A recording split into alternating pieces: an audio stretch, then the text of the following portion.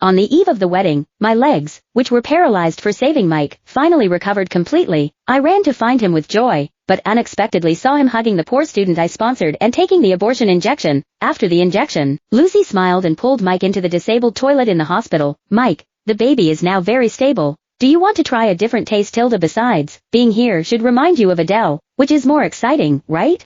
Shut up. Who allowed you to joke about Adele?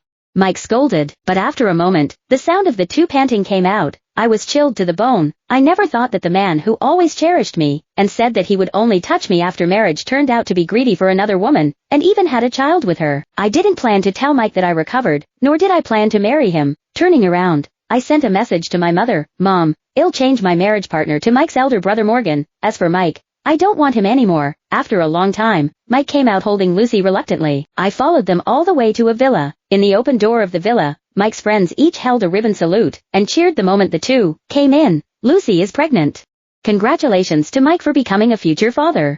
I covered my mouth and looked at the scene in front of me. The next second, Mike's mother, Mona, also walked out from the side. She greeted her cheerfully. Let me touch my grandson. Thanks to Lucy's pregnancy, she got pregnant before Mike got married. Otherwise, I would never agree to my Mike marrying that disabled girl. Mike's best friend also echoed, that's right. If it weren't for our Mike's strong sense of responsibility, who in the whole of Stardom City would marry Adele, a disabled girl? You act like a rich lady, all day long, but I don't think you can compare to Lucy at all. When Lucy gives birth to the child, I will be the first to sign up to be the godfather.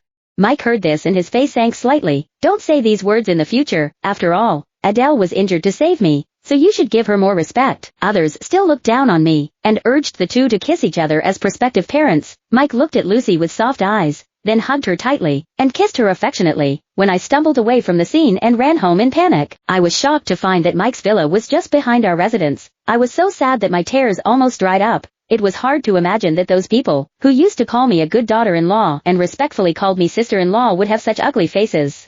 At this time, my mother called. My dear, Morgan has agreed to the marriage, and he hopes it will be as soon as possible. It would be best if we can hold the engagement press conference tomorrow. My dear, what do you think?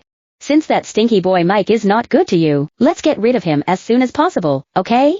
I said yes while holding back my tears. This world was so full of lies. I wish I could leave it as soon as possible. It was almost midnight when Mike came back, with a happy smile on his face, that he couldn't hide. Adele, my work is too busy today, so Adele, why are you crying?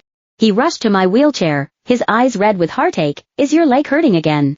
If only I could bear the pain for you. Relax, let me massage you. Okay. He carried me upstairs, and gave me a leg massage as usual. Every time I asked him to find a nurse to help me, he